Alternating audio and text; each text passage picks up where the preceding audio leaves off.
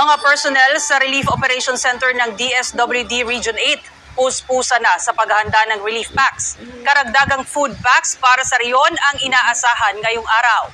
Yan at iba pang detalye sa report ni Fe Marie Dumabok ng GMA Regional TV Balitang Bisdak, live mula sa Palo, Leyte. Fem?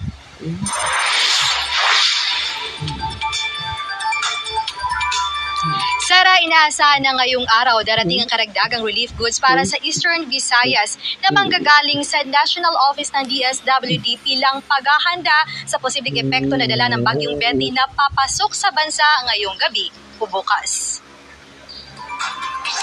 Dagdag na humigit kumulang 10,000 relief packs ang idadagdag dito sa Eastern Visayas bilang paghahanda sa Bagyong Betty. Ayon kay Attorney General Lindy Chua, Information Officer ng DSWD 8, na sa mga darating na bagong relief packs, kailangan nila agad maipadala ang 3,000 food packs para sa stockpiling sa Santo Niño at Calbiga, Samar. Additional din na 3,000 relief packs para sa Inundayan at St. Bernard, Southern Leyte at 1,500 sa Palumpon, Leyte. Ang 2,500 naman ay iiwan sa Regional Relief Operation Center kung Regional Resource Operation Center dito sa Palo, Leyte. Maliban sa dagdag na relief packs, nasa 47,000 relief food packs na ang nakastandby dito sa warehouse ng DSWD 8. Una na nilang naipadala ang replenishment relief packs sa 6 na mga probinsya sa Eastern Visayas. Naglalaman ito ng 6 na kilong bigas, 10 canned goods at mga pakete ng kape.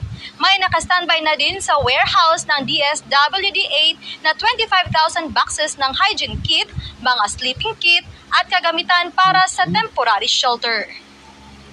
All 6 provinces in the region, so naka-preposition na yan. Ibig sabihin, yung family food packs namin, hindi lang siya nandito sa Palo. So meron kami sa Eastern Samar, sa Northern Samar, Biliran, Southern Leyte. So kung bahain, dulot ng ulan, or anywhere in the region, we are ready. Sara, paliwanag ng DSWD 8 na dahil ang Eastern Visayas ay kalimitang tinatamaan ng bagyo, kaya nakasanayan na nila na mag-standby ng mga family food packs upang maging handa sa anumang kalamidad. Sara? Okay, mag-iingat din kayo dyan at maraming salamat, Fe Marie Dumabok.